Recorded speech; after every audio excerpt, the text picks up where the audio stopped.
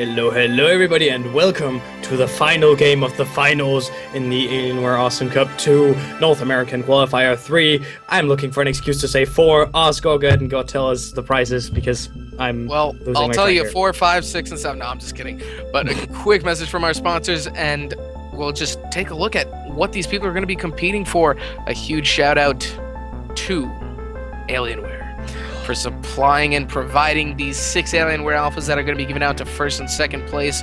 They're powered by Gosu Gamers. A huge shout out to Ronimo. Thank you for obviously making Awesome Nuts and continuing these tournaments. And another huge shout out to ES Champ.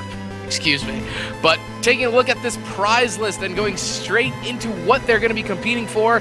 First place, $1,800 cash, 3 Alienware Alphas, a golden game badge, and some Steam items. Second place, you're still gonna get 3 Alienware Alphas. And guess what? On top of that, you're getting $900, and some more Steam stuff, and a silver in-game badge. Third place, $900, a Steam, some Steam items, and a bronze in-game badge. And fourth place, $450 cash money and some Steam items. That being said, we're gonna go straight into the bans and picks for our first ever Game 3 of the qualifiers. We're going to be looking at Ion, who's going to be playing the Squid himself, Coco, and Penny, as opposed to Spade and his incredible team, rocking the Ted, Nibs, and Sentry. And this is Ribbit, folks. This is going to be some crazy... We're going to see some crazy things going on both teams right here. You have a Ted on Ribbit. You have a Sentry on Ribbit. On the other hand, you have a Coco on Ribbit. You have a Penny on Ribbit. Without further ado, now to give us a countdown, let's start up Game 3 of the North American Qualifiers number 3. Yes, you got it. In 5, 4, 3, 2, 1, go. Alright, so again, we are going to look at the base builds. My guess is going to be base abilities all around, except for Ted. He is probably going to roll with the range upgrade on AA as well, as Pushkin did. And there we go, there is the range.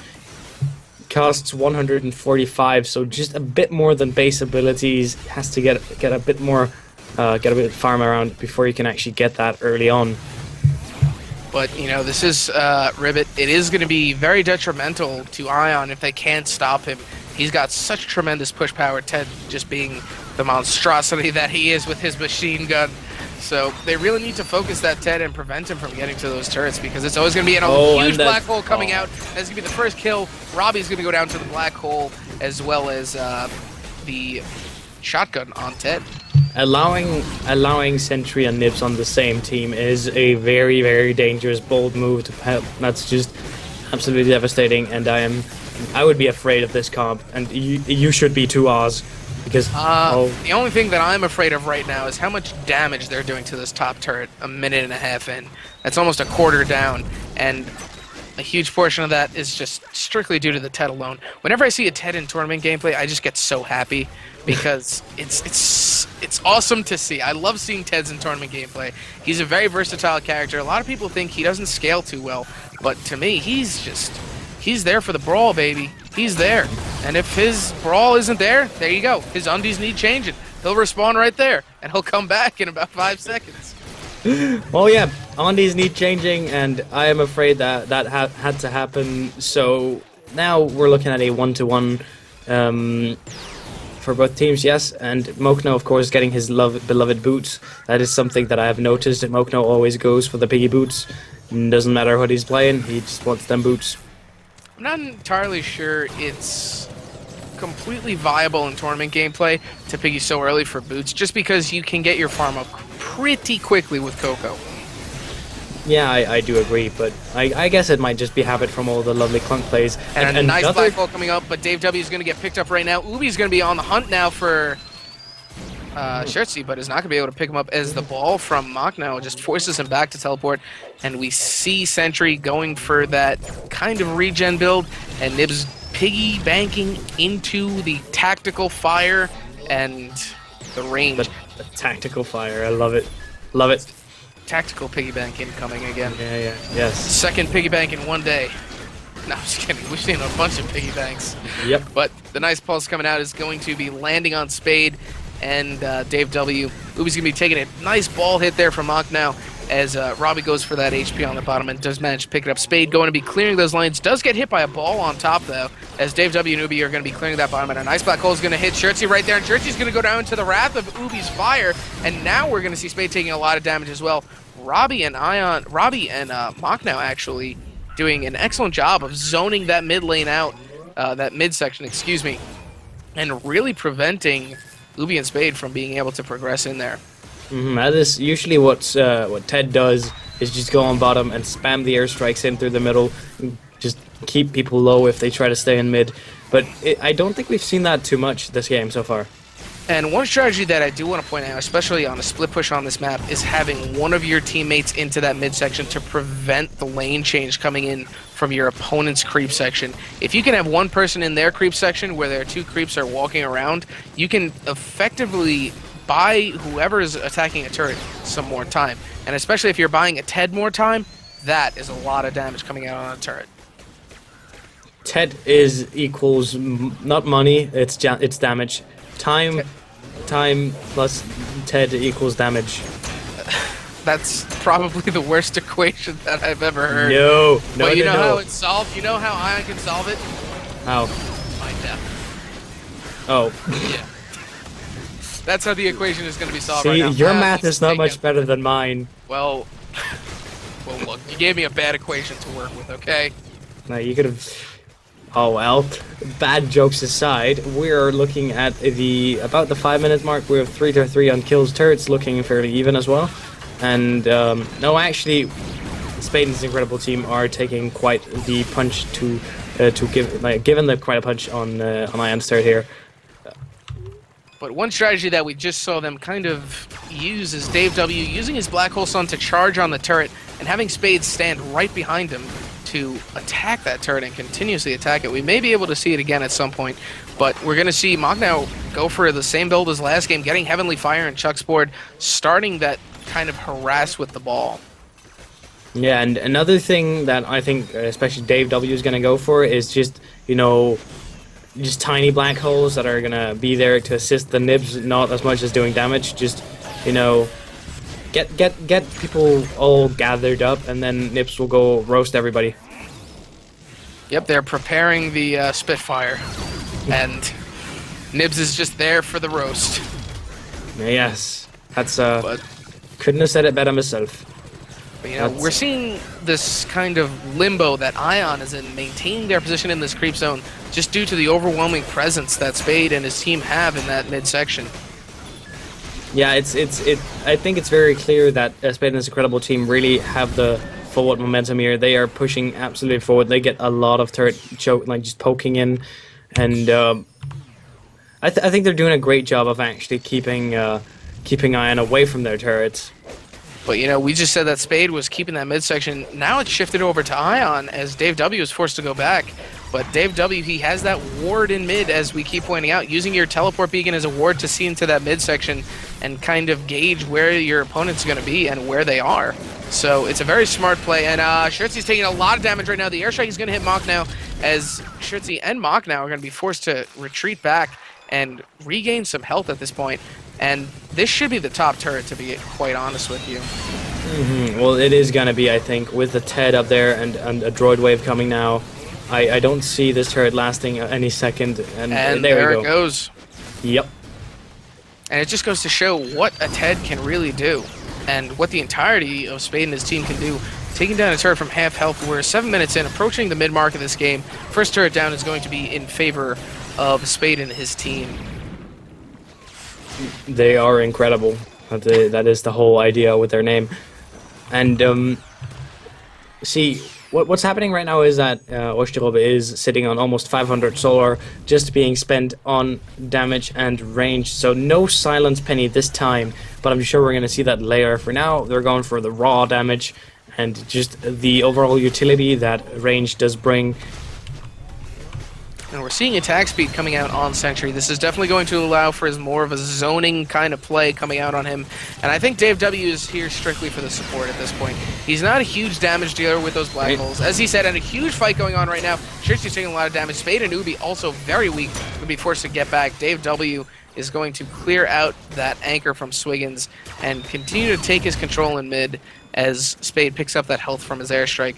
But as I was saying, Dave is playing a very good Sentry at this point. He knows his role in the team right now is to be that bullet sponge, play that support, and get the CC down with his black hole. He's not playing overly aggressive. He's playing just the right amount of aggressive and is able to kind of get those charges, whether it be a one charge, whether it be a full charge, and continue to progress forward in a manner that's going to allow Ubi and Spade to both land the airstrike and the fire in the black hole. Yeah, the damage stacking is obviously a very important part of the comp that they're rolling here. And the more they can get up and the quicker they can apply it, the more effective their comp is going to be. Something that I want to point out here is the aggressive warding that they have set up right now.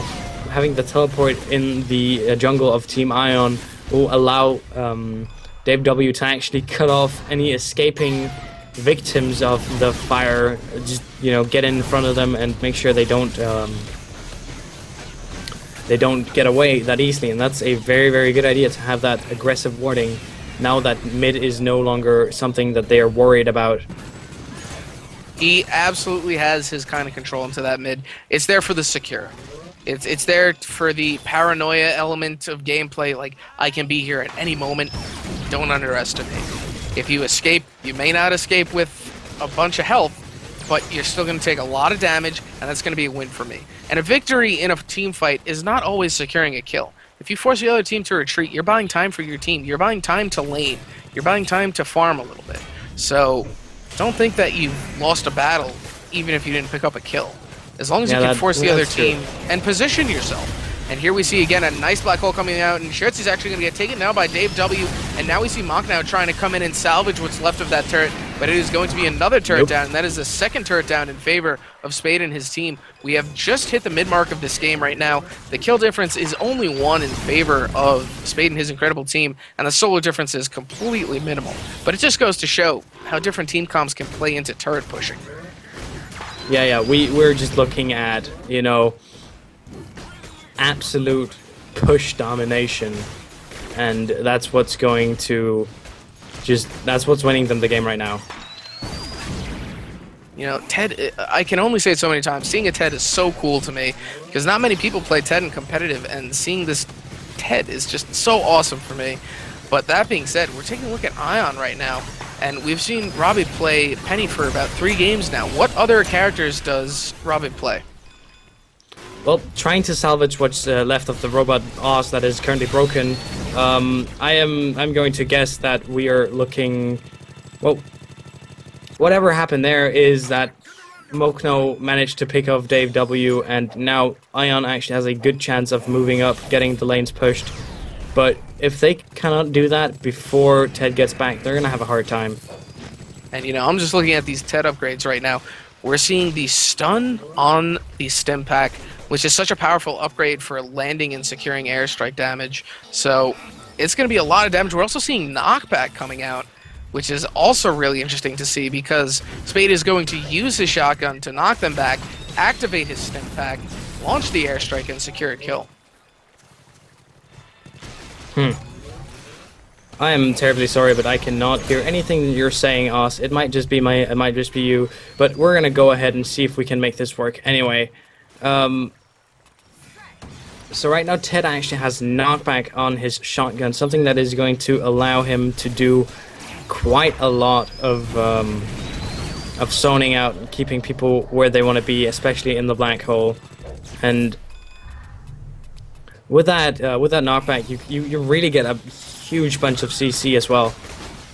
Definitely. It's going to allow you to lane yourself out, zone yourself out, as well as continue pushes, because the knockback also affects droids. So the droids are going to be knocked back, as well as anybody caught in it, and it's a directional knockback. So you can choose the direction that you're going to be using that knockback in.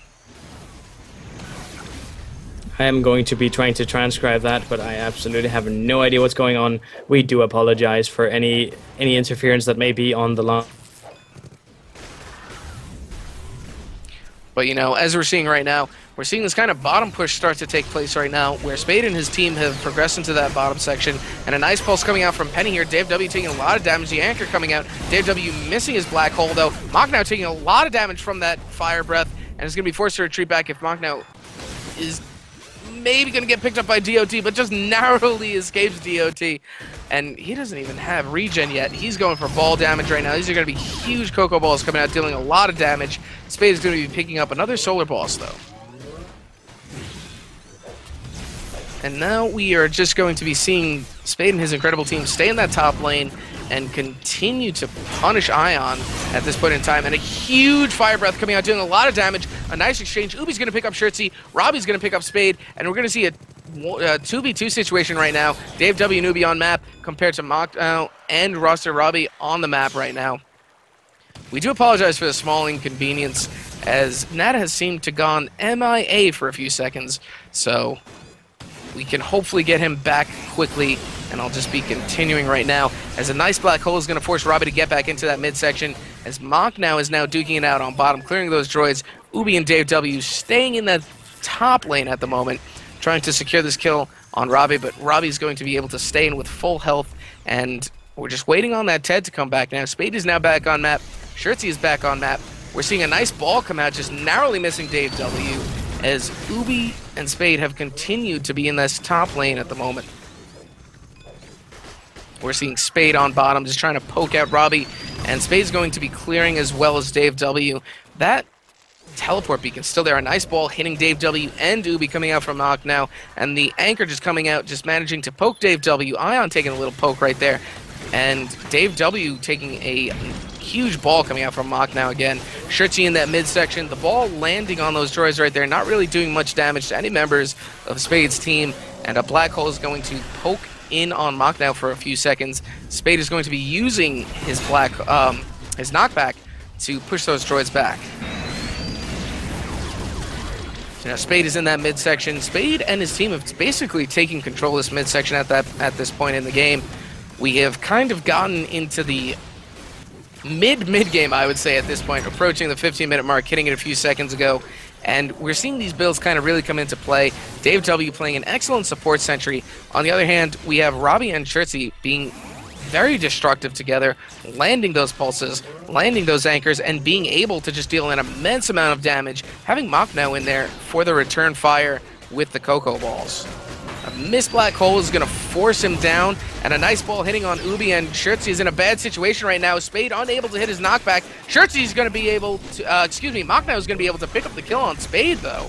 And Robbie is going to be dealing with very little health at the moment, just poking in and picking up some health into that midsection, but a nice exchange right there, and Spade is going to be picked up by Ion.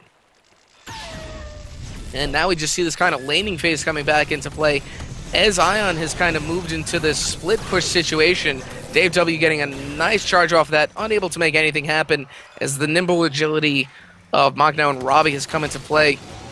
And we're going to see Shirtsy and the entirety of Ion be on the top lane right now, as Dave W is trying to get his zoning presence out there, is going to narrowly avoid the ball, but still managed to land a 1-bar charge. And Shirtsy is going to be taking a lot of damage right now. Excuse me, no, he's not. He's able to land the anchor without being unscathed. So we kind of see Spade being in his bottom lane at this point, as Ion has taken back mid-control, and Spade is going to be in a very bad situation right now as that pulse lands, and that is going to be another secured kill. Mach now is going to be able to pick up that kill on Spade, and that is going to be another 30 seconds that Spade is going to be out of action. And now we see Ion really kind of getting into the split push situation. Actually, focusing on this bottom lane right now. And that's going to be a lot of damage on that bottom turret. And that turret has about 4 bars left. Top turret has 4 bars left. But we also have to remember that Ion's top turret has a little bit more than half right now. So a good push from Spade and his team can bring that turret all the way down. And this bottom turret, again, being slowly poked out by Mach now, is going to bring it down to about 3 bars, as Dave W and Ubi are going to be forced to defend for a few more seconds until Ted gets down, and they're able to continue their push. Ted is now back on lane. Coco is going to be able to pick up silver coating now. This is going to allow her for a bunch of speed movement and a huge increase in mobility. And Dave W is going to get a nice charge off of that, looking for the black hole. Ion knows that is a huge black hole. They cannot get stuck in that, because if they do, Ubi is going to go to town along with that airstrike on Ted. And they're going to, I have a feeling, and one huge thing right now on my mind is Spade saving his stim pack activation for the black hole. Because I'm just looking at the build of Sentry right now, he does not have gravity yet. So getting that stun and preventing any forward momentum is going to pull them back into the center of that black hole and is going to be able to secure a kill for that Nibs. On the other hand, we take a look at the Swiggins. We've seen the Swiggins get that late game anchor upgrades and really just go to town and be able to put in a lot of work for that. But you know, we have Ubi on the other hand here, who is able to just kind of take down that anchor so quickly with the fire, and all members of Spade's team just going to town on this top turret, just slowly chipping away second after second, really dishing out a lot of damage. That top turret has about 4.5 bars left, and at this point Ubi should be looking for the no-clip fire as he does, and the nice silence pulse coming out from Penny is going to be dishing out a decent amount of damage, and Chertsy's going to be forced to use his anchor, poke away a little bit, and teleport out on bottom, as Spade and his team have retaken that mid. Swiggins opting for the Medican upgrade, picking up the regen. And now we have Dave W. Schertzy's in a really bad spot right now. Schertzy's going to get picked up, and Robbie is going to get picked up, and Ubi is going to be forced to get back, but Mach now is actually going to pick up Ubi on the exchange with the DOT. So an excellent play by Mach now there, being able to land that Heavenly Fire and Blaze, even though two members of Team Ion have been taken out by it. And it looks like that is going to be the top turret coming down now in favor of Spade and his incredible team. Dave W is extremely weak. He's going to be forced to get back into that mid and pick up some health, as Spade is now going to town on this bottom turret. Excuse me, not going to town, but progressing into that bottom section. So we are actually at a 3-to-1 turret difference in favor of Spade and his incredible team. Spade is now going to pick up another solar boss, granting 20 more solar, and we're looking at a very minimal solar difference, actually, if at all. Maybe a 200 difference, one upgrade at most for Team Spade and his incredible team at this point. But excellent placements coming out on those tele-wards, I'll call them from now on. But we're seeing this midsection being fought over a little bit. Trish is going to be taking a decent portion of damage, and Dave W there just to scare them off, charging the black hole. And now we're going to see the black hole being placed, but nothing's going to come of it. Dave W is going to be taking a ball and going to be forced to retreat back into that midsection, and they're just going to be clearing the lanes at this point. And we're going to see Spade and his incredible team pushing forward into Ion's territory right now. The black hole unfortunately missing members of Team Ion, but Ion combating with that silence pulse, just hitting Spade. Spade is going to be picking up some health, and Ubi's fire going to be acting on the defensive right now. Another nice pulse coming out from Robbie, hitting all three members of Spade and his incredible team. And now we're just going to be looking at this kind of zoning phase where both teams really need to regain some ground at this point, especially on Ion's part, clearing that top lane. They really need to focus on taking a turret. And Ted is now going to opt for a Sniper Toothbrush, allowing increased movement speed upon activation of the stim pack. A decent upgrade to get. Some utility would have been a little bit, excuse me, not utility, but some airstrike damage would have been very deadly. But I can see where he's going with this. He's going to be using it for the escape and the hunt, and not really use it for an engagement. So we're actually going to be seeing another nice pulse coming out of Robbie right there. And Chertsy going to be battling it out. And this may be a kill coming up on Dave W. A nice airstrike allowing the change right there. Spade is going to pick up Mach now. Ubi is going to pick up Chertsy. And we're going to see Spade push forward now and try to hunt down Ruster Robbie.